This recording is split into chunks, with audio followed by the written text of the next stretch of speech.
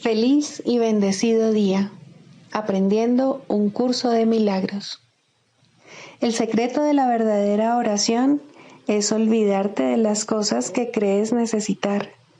Pedir algo específico es igual que ver el pecado primero y luego perdonarlo. Del mismo modo, al orar pasas por alto tus necesidades específicas, tal como las ves, y las dejas en manos de Dios. Ahí se convierten en los regalos que le haces, pues le dicen que no antepondrás otros dioses a Él, ni que quieres otro amor que el suyo. Este libro es un comienzo, no un final.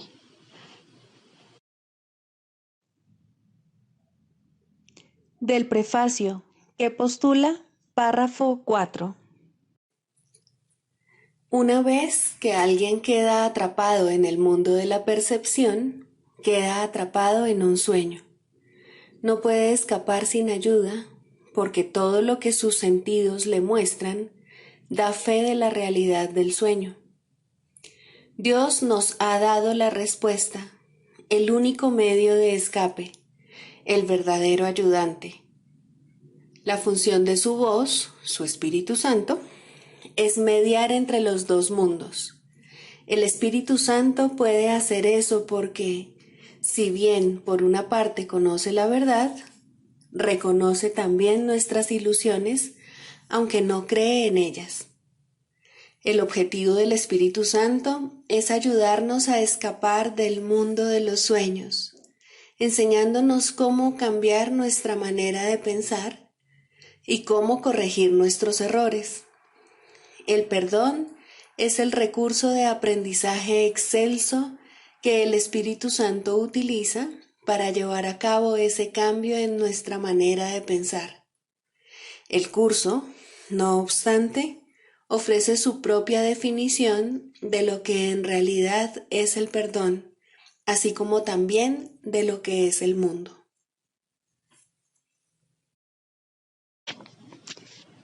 Introducción. Este es un curso de milagros, es un curso obligatorio. Solo el momento en que decides tomarlo es voluntario. Tener libre albedrío no quiere decir que tú mismo puedas establecer el plan de estudios. Significa únicamente que puedes elegir lo que quieres aprender en cualquier momento dado. Este curso no pretende enseñar el significado del amor, pues eso está más allá de lo que se puede enseñar. Pretende, no obstante, despejar los obstáculos que impiden experimentar la presencia del amor, el cual es tu herencia natural. Lo opuesto al amor es el miedo, pero aquello que todo lo abarca no puede tener opuestos. Este curso puede, por lo tanto, resumirse muy simplemente de la siguiente manera. Nada real puede ser amenazado. Nada irreal existe. En esto radica la paz de Dios.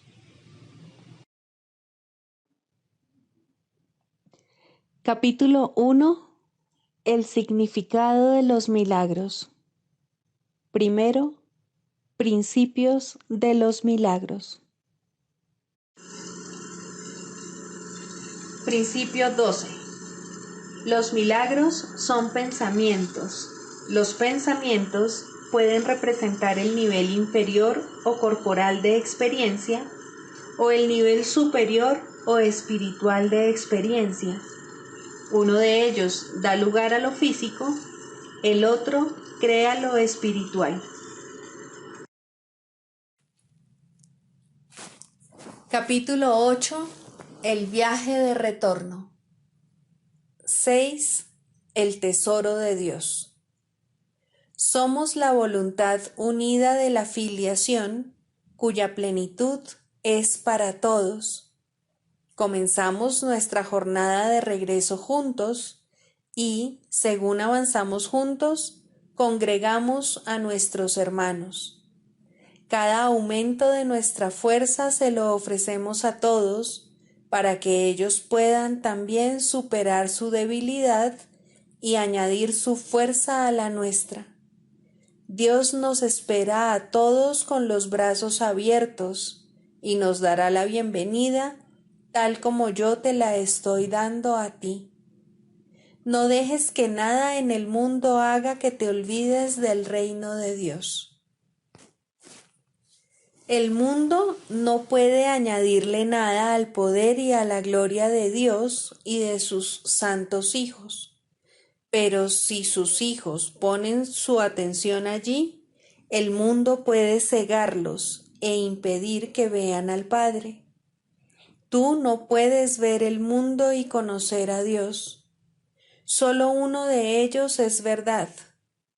He venido a decirte que no es a ti a quien corresponde decidir cuál de ellos lo es. Si lo fuese, ya te habrías destruido a ti mismo.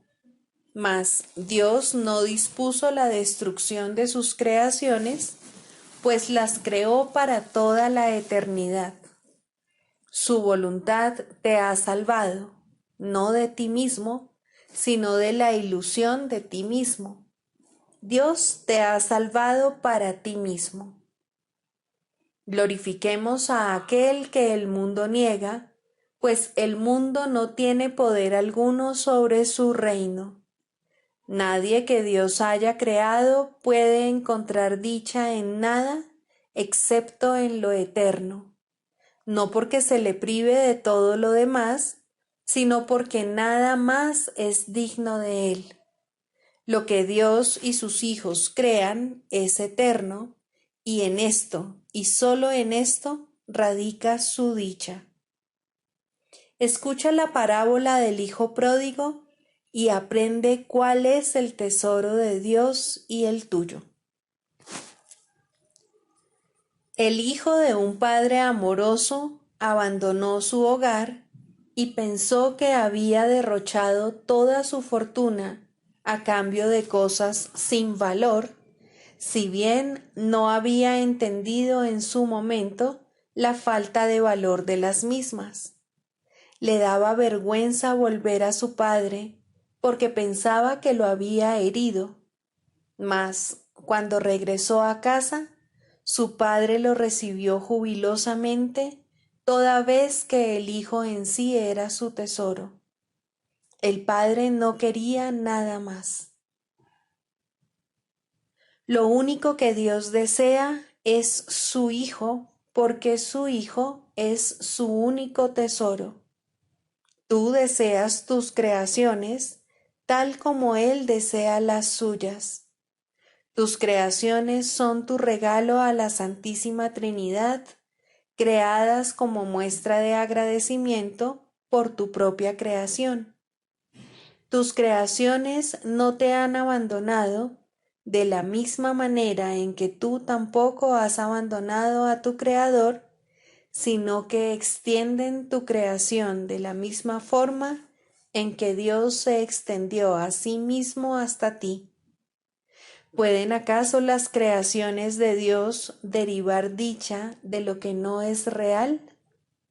¿Y qué es real sino las creaciones de Dios y aquellas que son creadas como las suyas? Tus creaciones te aman tal como tú amas a tu Padre por el regalo de tu creación. Ningún otro regalo es eterno y por lo tanto, ningún otro regalo es verdadero. ¿Cómo entonces ibas a poder aceptar cualquier otra cosa o dar cualquier otra cosa y esperar dicha a cambio? ¿Y qué otra cosa podrías desear sino la dicha? Tú ni te hiciste a ti mismo ni hiciste tu función. Lo único que hiciste fue tomar la decisión de ser indigno de ambas cosas, pero no puedes hacerte indigno porque eres el tesoro de Dios, y lo que para Él tiene valor es valioso. No se puede poner en duda su valor, pues éste reside en el hecho de que Dios se compartió a sí mismo con Él, estableciendo así su valor para siempre.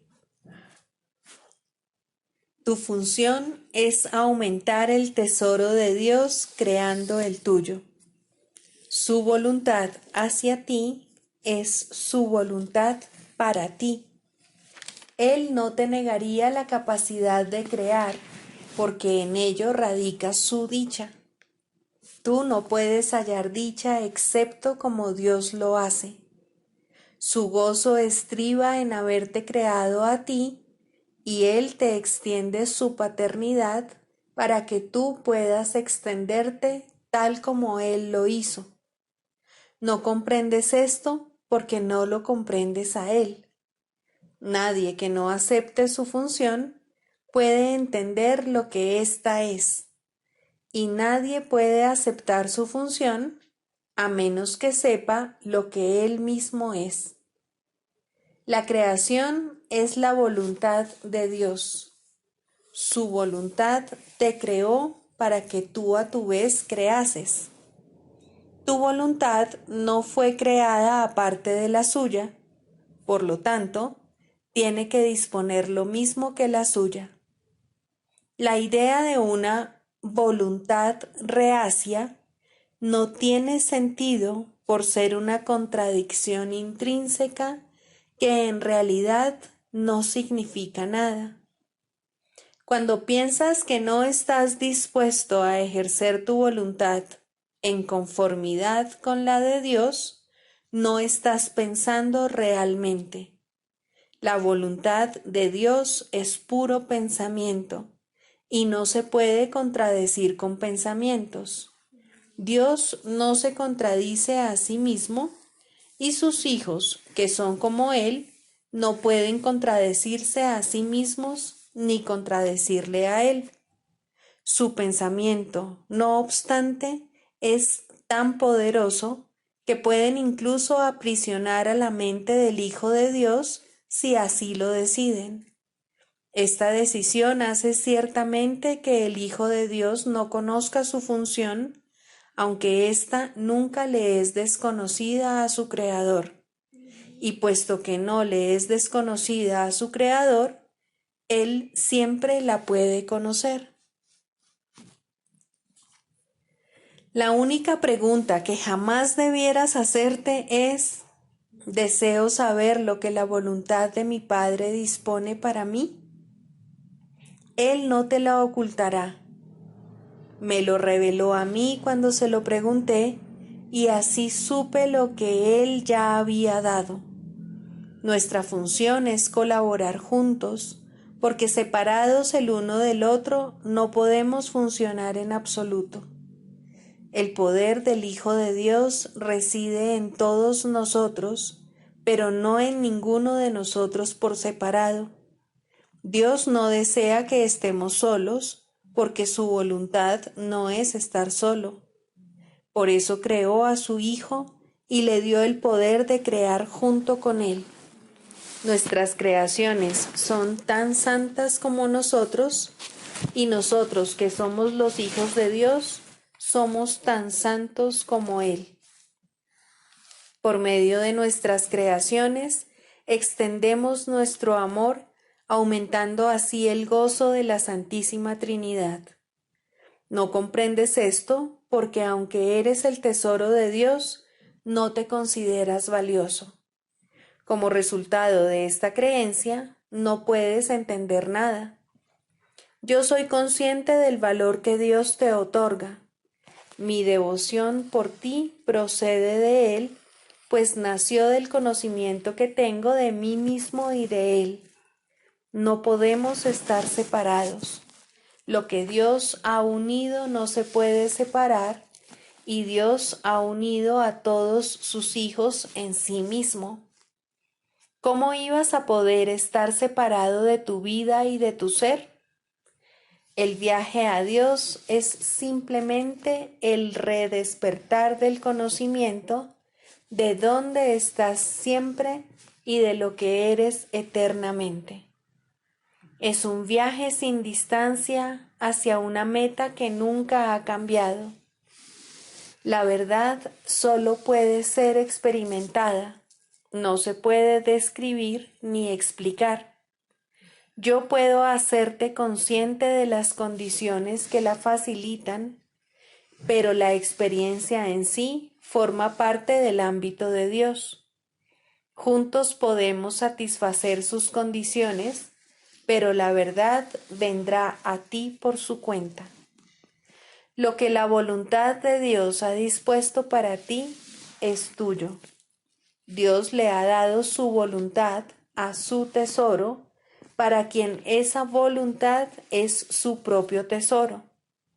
Allí donde esté tu tesoro, allí estará tu corazón, tal como el suyo está allí donde se encuentra su tesoro. Tú, a quien Dios ama, eres completamente bendito. Aprende esto de mí y libera la santa voluntad de todos aquellos que son tan benditos como tú.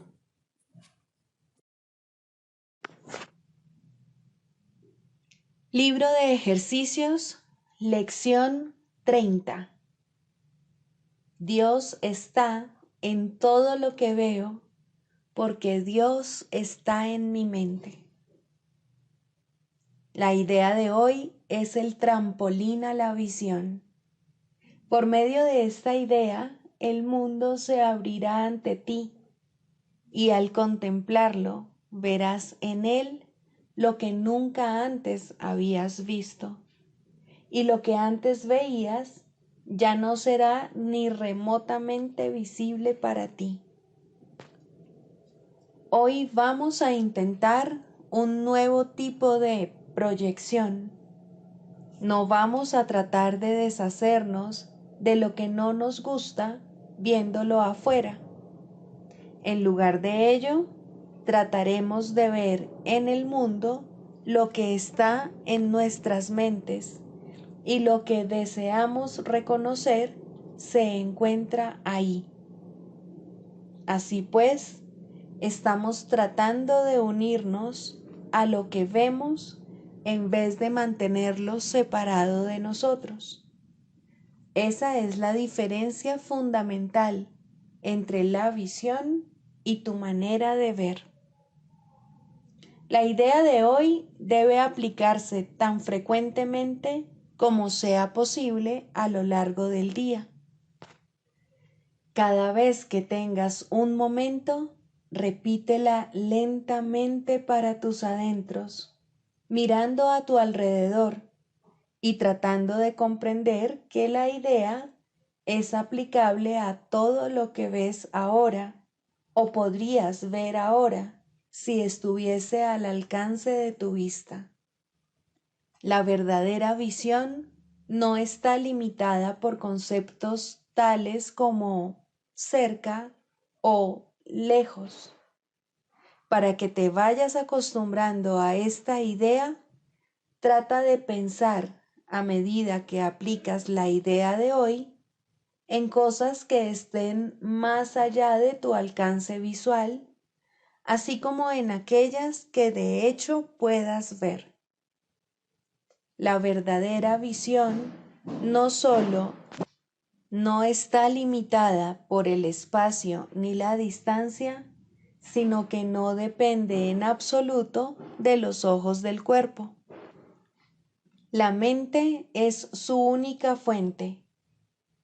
Como ayuda adicional para que te vayas acostumbrando cada vez más a esta idea, dedica varias sesiones de práctica a aplicarla con los ojos cerrados, usando cualquier tema que te venga a la mente, mirando en tu interior en vez de afuera.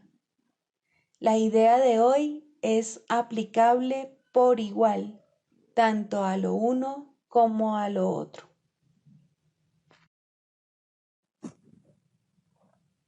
Características de los maestros de Dios. 10. Mentalidad abierta. El papel central que ocupa la mentalidad abierta, quizá el último de los atributos que el maestro de Dios adquiere, puede entenderse fácilmente cuando se reconoce la relación que guarda con el perdón. La mentalidad abierta procede de una ausencia de juicios. De la misma manera en que los juicios cierran la mente impidiéndole la entrada al Maestro de Dios, de igual modo la mentalidad abierta lo invita a entrar. De la misma manera en que la condenación juzga al Hijo de Dios como malvado, de igual modo la mentalidad abierta permite que sea juzgado por la voz de Dios en su nombre. De la misma manera en que la proyección de la culpabilidad sobre él lo enviaría al infierno, de igual modo la mentalidad abierta permite que la imagen de Cristo le sea extendida. Solo aquellos que tienen una mentalidad abierta pueden estar en paz, pues son los únicos que ven razones para ello. ¿Cómo perdonan los que tienen una mentalidad abierta? Han renunciado a todas las cosas que les impediría perdonar. Han abandonado realmente el mundo y han permitido que éste les sea restaurado con tal frescura y en júbilo tan glorioso que jamás hubiesen podido concebir un cambio así. Nada es ahora como era antes. Todo lo que antes parecía opaco y sin vida, ahora no hace sino refulgir. Lo que es más, todas las cosas les dan la bienvenida, ya que ha desaparecido toda sensación de amenaza. Ya no quedan tinieblas que oculten la faz de Cristo. Ya se ha logrado el objetivo. El perdón es la meta final del programa de estudios, pues allana el camino para lo que se encuentra más allá de todo aprendizaje. El programa de estudios no hace ningún esfuerzo por excederse de su verdadero objetivo. El perdón es su único objetivo, en el cual converge en última instancia todo aprendizaje. Ciertamente, eso es suficiente. Habrás notado que la lista de atributos de los maestros de Dios no incluye las características que constituyen la herencia del Hijo de Dios. Términos tales como amor, inocencia, perfección, conocimiento y verdad eterna no aparecen en este contexto, pues no serían apropiados aquí. Lo que Dios ha dado está tan remotamente alejado de nuestro programa de estudios que el aprendizaje no puede sino desaparecer ante su presencia. Sin embargo, mientras su presencia esté velada, el enfoque ha de centrarse necesariamente en el programa de estudios.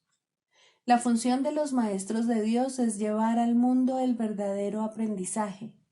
Propiamente dicho, lo que llevan es un desaprendizaje, que es a lo único que se le puede llamar verdadero aprendizaje en este mundo. A los maestros de Dios se les ha encomendado la función de llevar al mundo las buenas nuevas del completo perdón. Bienaventurados son, en verdad, pues son los portadores de la salvación.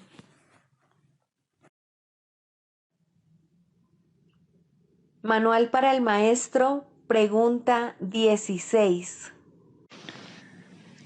¿Cómo debe pasar el día el maestro de Dios? Para un maestro de Dios avanzado, esta pregunta es irrelevante. No tiene un programa fijo, pues las lecciones cambian de día en día. Pero el maestro de Dios está seguro de una sola cosa: las lecciones no cambian al azar. Al darse cuenta de esto y entender que es verdad, el maestro descansa contento. Se le dirá cuál ha de ser su papel hoy, mañana y siempre. Y aquellos que compartan ese papel con él le encontrarán para que juntos puedan aprender las lecciones de ese día. Nadie de quien él tenga necesidad estará ausente. No se le enviará a nadie que no tenga un objetivo de aprendizaje ya establecido y que pueda aprender ese mismo día. Para el maestro de Dios avanzado, esta pregunta es, por consiguiente, superflua. Ya la planteó y ya se le contestó, y él se mantiene en continuo contacto con la respuesta. Ya lo tiene todo y ve desplegarse ante él, seguro y libre de obstáculos, el camino que tiene que recorrer. Pero, ¿qué ocurre con aquellos que todavía no han alcanzado la certidumbre que él posee? Esos aún no están listos para una falta de estructura así. ¿Qué es lo que tienen que hacer para aprender a entregarle el día a Dios? Hay algunas reglas generales a seguir, aunque cada cual debe usarlas a su manera como mejor pueda. Las rutinas como tales son peligrosas porque se pueden convertir fácilmente en dioses por derecho propio y amenazar los mismos objetivos para los que fueron establecidas. Se puede decir, por lo tanto, que en términos generales es mejor comenzar el día bien. Siempre es posible, no obstante, comenzar de nuevo si no se comenzó debidamente. Con todo, es obviamente ventajoso comenzarlo bien y de esa manera ahorrar tiempo.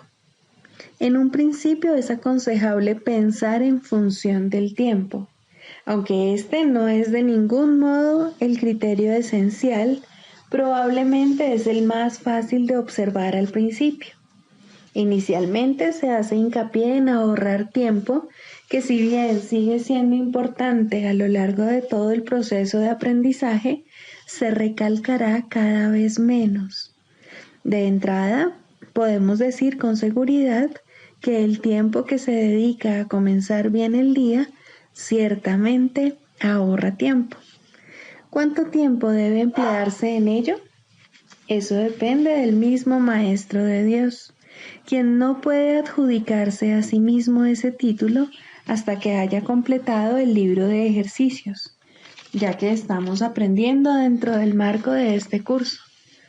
Después de haber finalizado las sesiones de práctica más estructuradas contenidas en el libro de ejercicios, la necesidad individual será el factor determinante. Este curso es siempre práctico. Puede ser que el Maestro de Dios no se encuentre en una situación que sea conducente a pasar unos minutos en un estado de quietud, nada más al despertarse. Si ese es el caso, que recuerde tan solo que su elección es pasar un ratito con Dios lo antes posible y que lo haga. La cantidad de tiempo que dedique a ello no es lo más importante. Uno puede fácilmente pasarse 1 hora sentado, inmóvil, con los ojos cerrados y no lograr nada. O bien puede, con igual facilidad, dedicarle a Dios solo un instante y en ese instante unirse a Él completamente. Quizá la única generalización que puede hacerse al respecto es la siguiente. Dedica un rato, lo antes posible, después de despertarte, a estar en silencio. Y continúa durante 1 o 2 minutos más después de que haya comenzado a resultarte difícil. Probablemente descubrirás que la dificultad disminuye y desaparece. En caso de no ser así, ese es el momento de parar. Por la noche se debe seguir el mismo procedimiento. Tal vez tu periodo de sosiego deba ser temprano en la noche, si no te es posible hacerlo inmediatamente antes de irte a dormir. No debes hacerlo acostado, es mejor estar sentado, en cualquier postura que prefieras. Habiendo completado el libro de ejercicios, seguramente habrás llegado a algunas conclusiones al respecto. Si te es posible, un momento apropiado para dedicárselo a Dios es justo antes de irte a dormir. Esto pone a tu mente en un estado de reposo y te aparta del miedo. Si te resulta más conveniente hacerlo más temprano, asegúrate al menos de no olvidarte pasar un rato, aunque sea solo un momento, en el que cierras los ojos y piensas en Dios. Hay un pensamiento en particular que debe recordarse a lo largo del día. Es un pensamiento de pura dicha, de paz, de liberación ilimitada. Ilimitada porque todas las cosas se liberan dentro de él. Crees que has construido un lugar seguro para ti mismo, Crees que has forjado un poder que te puede salvar de todas las cosas aterradoras que ves en sueños. Pero no es así. Tu seguridad no reside ahí. A lo que renuncias es simplemente a la ilusión de que puedes proteger tus ilusiones. Ese es tu temor y solo ese. Qué insensatez estar atemorizado por nada, nada en absoluto. Tus defensas son inservibles, mas tú no estás en peligro. No tienes ninguna necesidad de ellas. Reconoce esto y desaparecerán, y solo entonces aceptarás tu verdadera protección. Cuán fácil y tranquilamente transcurre el tiempo para el Maestro de Dios que ha aceptado su protección. Todo lo que antes hacía en nombre de su propia seguridad ha dejado de interesarle, puesto que está a salvo y sabe que lo está. Tienen un guía que no le ha de fallar. No es necesario que haga distinciones entre los problemas que percibe, porque aquel a quien acude reconoce que no hay grados de dificultad en su resolución.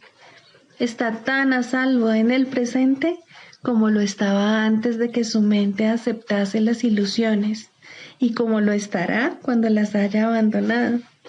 Su estado no cambia con la ocasión o con el lugar, porque todas las ocasiones y todos los lugares son uno para Dios. En esto reside su seguridad. No tiene necesidad de nada más.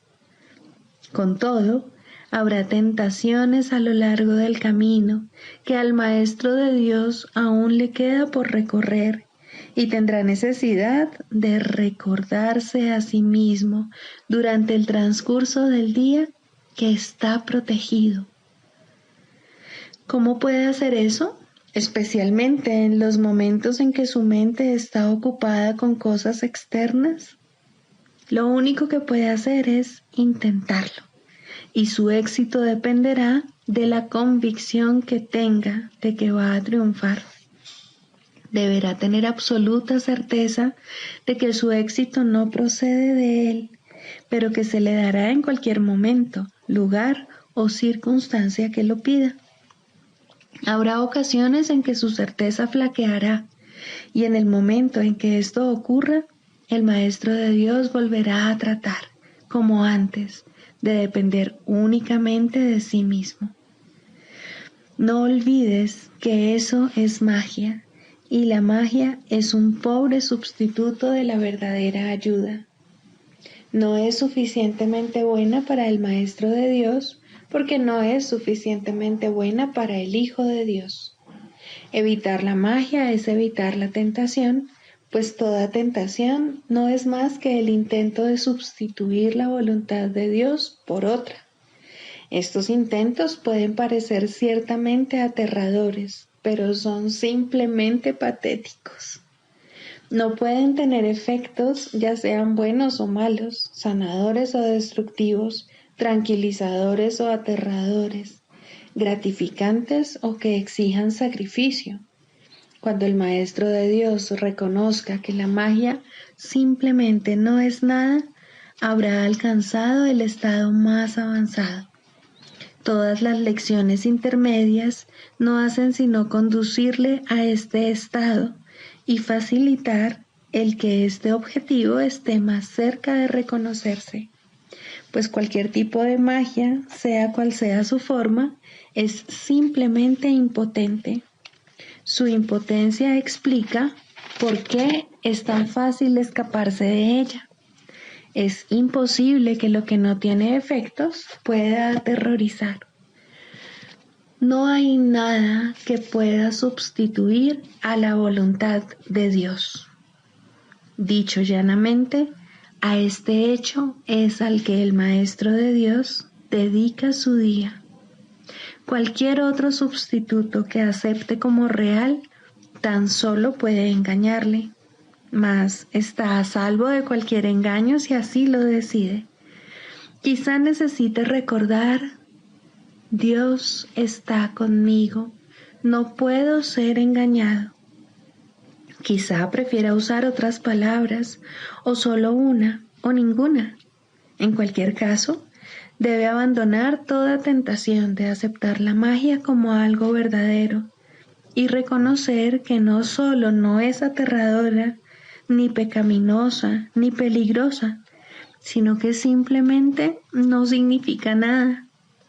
Al estar arraigada en el sacrificio y la separación, que no son más que dos aspectos de un mismo error, el Maestro de Dios elige simplemente renunciar a todo lo que nunca tuvo, y a cambio de ese sacrificio, entre comillas, se le restaura el cielo en su conciencia. ¿No te gustaría un intercambio así? El mundo lo haría gustosamente si supiera que se puede hacer. Los maestros de Dios son los que deben enseñarle que sí se puede, y por lo tanto, su función es asegurarse de que ellos mismos lo hayan aprendido. No hay otro riesgo durante el día, excepto el de poner tu confianza en la magia, pues solo eso conduce al dolor. No hay más voluntad que la de Dios. Sus maestros saben que esto es así y han aprendido que todo lo demás es magia. Lo que mantiene viva la creencia en la magia es la ilusión simplista de que la magia da resultado. Los maestros de Dios deben aprender a detectar las diversas formas de magia a lo largo de todo su entrenamiento, cada día y cada hora, e incluso cada minuto y cada segundo, y a percibir el hecho de que no significan nada. Cuando se las deja de temer, desaparecen, y así se vuelve a abrir la puerta del cielo, y su luz puede volver a irradiar sobre la mente que se encuentra en paz.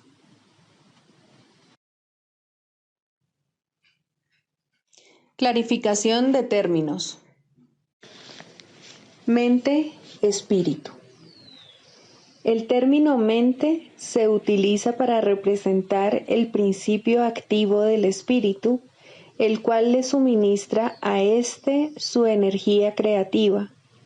Cuando el término va con mayúscula, se refiere a Dios o a Cristo, es decir, a la mente de Dios o a la mente de Cristo. El espíritu es el pensamiento de Dios que Él creó semejante a sí mismo. El espíritu unificado es el único Hijo de Dios o Cristo. En este mundo, puesto que la mente está dividida, los hijos de Dios parecen estar separados. Sus mentes, asimismo, no parecen estar unidas. En ese estado ilusorio, el concepto de una mente individual parece tener sentido. En el curso, por lo tanto, se describe a la mente como si consistiera de dos partes, el espíritu y el ego. El espíritu es la parte que aún se mantiene en contacto con Dios a través del Espíritu Santo, quien, aunque mora en esa parte, también ve la otra. No se usa el término alma, excepto en citas directas de la Biblia, por ser un término sumamente polémico. En cualquier caso, sería un equivalente de espíritu, entendiéndose que, al formar parte del ámbito de Dios, es eterna y nunca nació.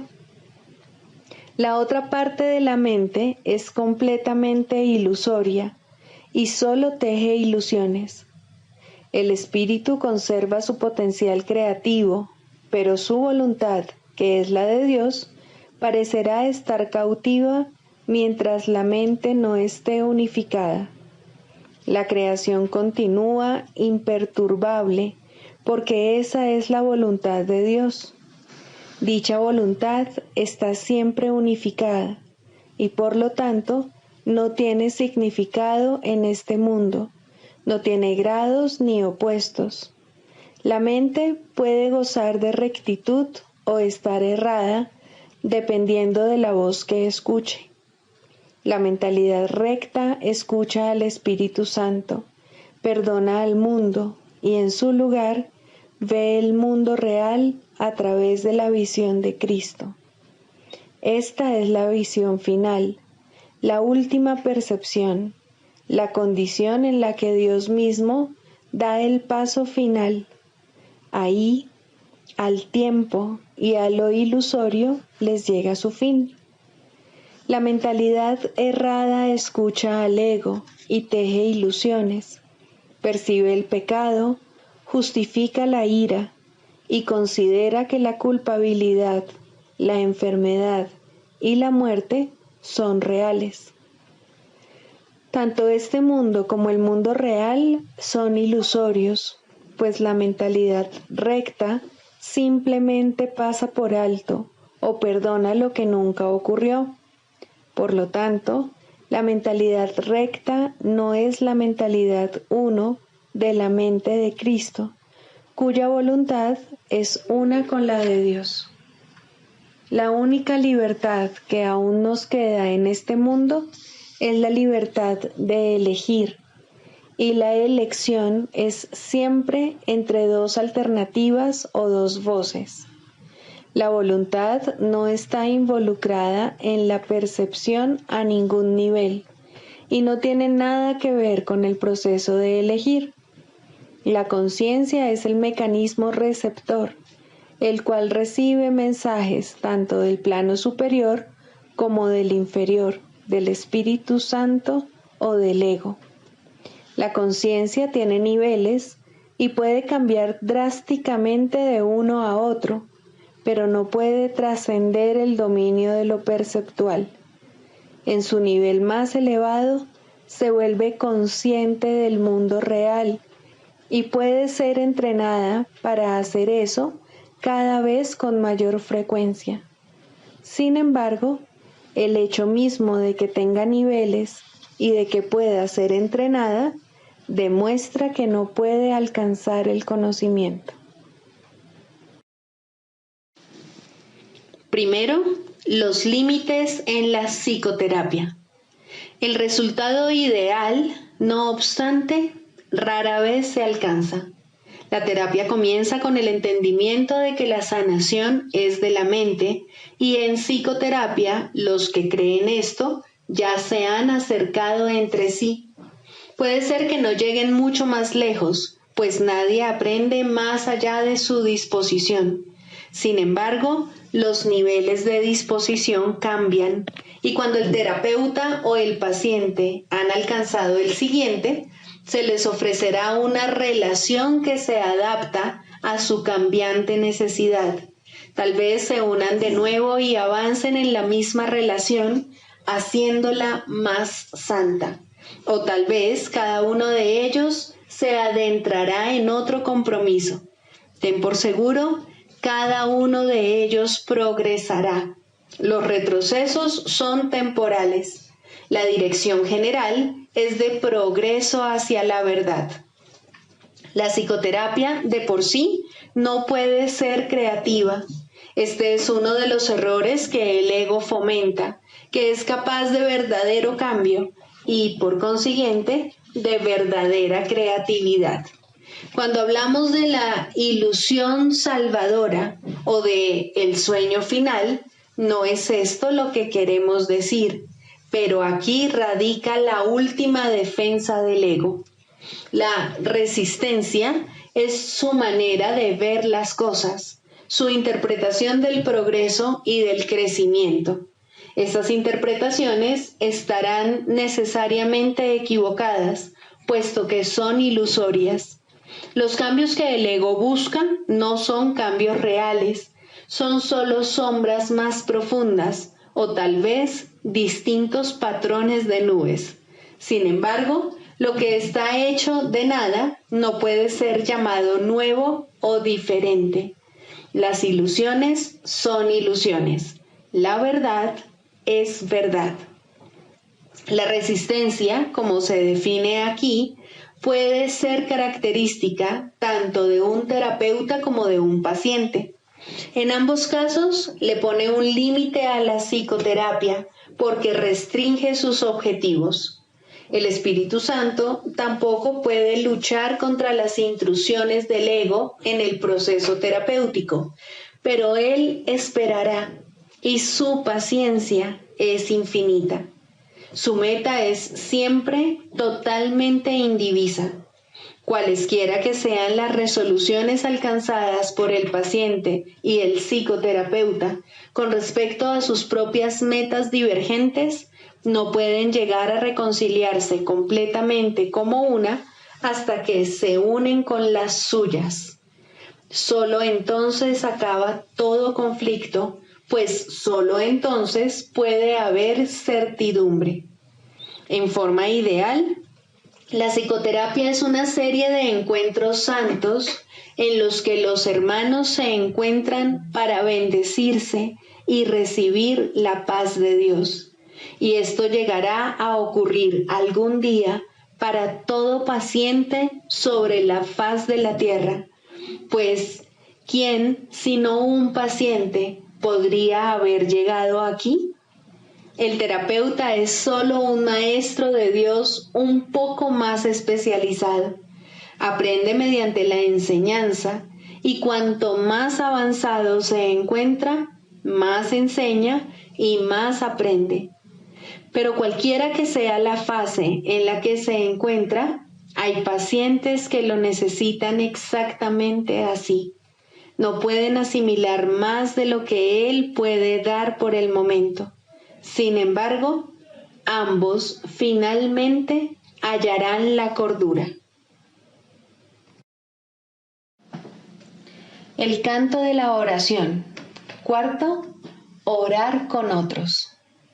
Hasta que, por lo menos, no comience el segundo nivel, uno no puede unirse a otros en oración, pues hasta ese punto, cada cual no puede sino pedir cosas diferentes. Mas, una vez que se ha cuestionado la necesidad de considerar a otro como un enemigo, y la razón para hacerlo se ha reconocido, aunque sea por un instante, resulta posible unirse a otros en oración. Los enemigos no comparten una misma meta. En esto se basa su enemistad. Sus deseos particulares son sus arsenales, sus fortalezas de odio. La clave para alcanzar un nivel aún más alto de oración radica en este sencillo pensamiento, en este cambio de mentalidad. Tú y yo caminamos juntos. Ahora es posible ser de ayuda en la oración y de esta manera tú mismo podrás subir un peldaño más. Con este paso se inicia el ascenso más rápido, pero todavía quedan muchas lecciones por aprender. El camino está libre y despejado y hay motivos para sentirse esperanzado. Aún así, es posible que al comienzo lo que piden, incluso aquellos que se unen en oración, no sea la meta a la que la oración debería realmente aspirar. Incluso pueden pedir cosas juntos y así dar lugar a la ilusión de que comparten una misma meta. Pueden pedir juntos cosas específicas sin darse cuenta de que están pidiendo efectos sin causas, y esto no se les puede dar, pues nadie puede recibir tan solo efectos implorándolos a una causa de la que no provienen. De modo que incluso unirse a otros no es suficiente si los que oran juntos no preguntan, ante todo, ¿cuál es la voluntad de Dios? Solo de esta causa puede proceder la respuesta en la que todo lo específico se satisface y todos los deseos particulares se unifican. Orar por cosas específicas es pedir que de alguna manera el pasado se repita. Lo que antes se disfrutó o pareció disfrutarse y lo que era de otro y él parecía amar, no son sino ilusiones del pasado. El objetivo de la oración es liberar el presente de su encadenamiento a las ilusiones del pasado y que la deje ser un remedio que se escoge libremente para corregir cada elección errónea que se haya tomado. Lo que la oración puede ofrecer ahora excede en tal medida todo cuanto antes pedías, que sería una lástima que te contentases con menos. Cada vez que oras, estás eligiendo tener nueva oportunidad. La sofocarías y encarcelarías en viejas prisiones cuando ha llegado la oportunidad de liberarte de todas ellas a la vez. No restrinjas tu pedir. La oración puede traer la paz de Dios. ¿Qué cosa ligada al tiempo podría darte más que esto durante el breve lapso que perdura antes de desmoronarse en polvo?